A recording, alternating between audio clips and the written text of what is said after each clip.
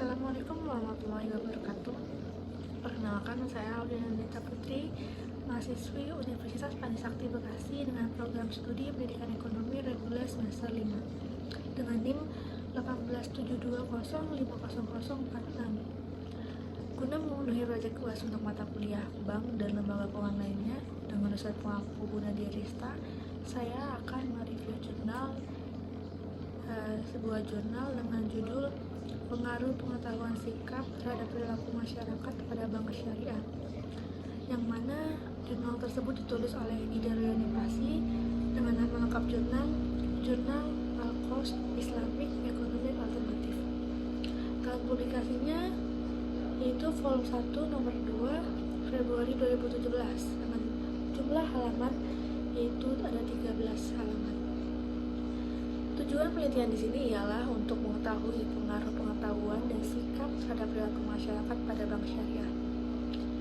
Subjeknya ialah kepala keluarga di Kelurahan Beringin, Kecamatan Medan Selayang, dan objeknya ialah pengetahuan sikap kepala keluarga terhadap perilaku pada bank syariah. Kemudian, hipotesis penelitian dalam jurnal ini ditarik berdasarkan hasil uji statistik sebagaimana pada tampak tabel 5, yang diketahui bahwa variabel pengetahuan dengan nilai T hitung 4,566 lebih besar dari T tabel 1,672, yang berarti ada pengaruh pengetahuan terhadap perilaku masyarakat pada bank syariah. Kemudian populasi dan sampel. Populasi ialah seluruh karakteristik yang menjadi objek penelitian, sehingga populasi dalam jurnal ini ialah kepala keluarga di Kelurahan Beringin, Kecamatan Medan Selayang yang berjumlah 297 kepala keluarga. Sedangkan sampel ini memiliki ketentuan untuk pengambilannya, yang mana ketentuan dalam jurnal ini ialah kepala keluarga yang berumur tidak lebih dari 55 tahun dan memiliki penghasilan setiap bulannya. Nah, berdasarkan pendapat Ari Kunto dalam bukunya tahun 2006 halaman 112, dia mengatakan bahwa apabila subjeknya kurang dari 100, lebih baik diambil semuanya. Namun bila subjeknya besar, diambil 10% sampai 15% atau 15% sampai 25% atau lebih. Jadi bisa ditarik sampel dalam jurnal ini ialah 20% dengan total responden ada 59. Masuk pada metode penelitian. Nah, metode ini menggunakan pendekatan kuantitatif. Lalu variabel yang diteliti ada X1 yaitu pengetahuan, X2 ada sikap, dan Y-nya ada perilaku. Sampelnya ini menggunakan teknik sampling purposive. Kemudian masuk kepada instrumen penelitian, yang mana instrumen penelitian ini terdapat dua tahap, yaitu uji validitas dan reliabilitas. Nah, uji validitas ialah tahap pertama untuk menganalisis instrumen penelitian. Nah, uji ini dilakukan dalam rangka menentukan kesahihan instrumen penelitian. Validitas di sini ialah suatu ukuran untuk menunjukkan tingkat-tingkat kevalidan atau kesahihan suatu instrumen. Nah, suatu instrumen yang valid mempunyai validitas yang tinggi. Sebaliknya, instrumen yang kurang valid memiliki validitas yang rendah. Kaidah keputusannya adalah jika R hitung lebih besar dari R table, maka valid. Jika R hitung lebih kecil dari R table, maka tidak valid. Kemudian tahap kedua ada uji reliabilitas.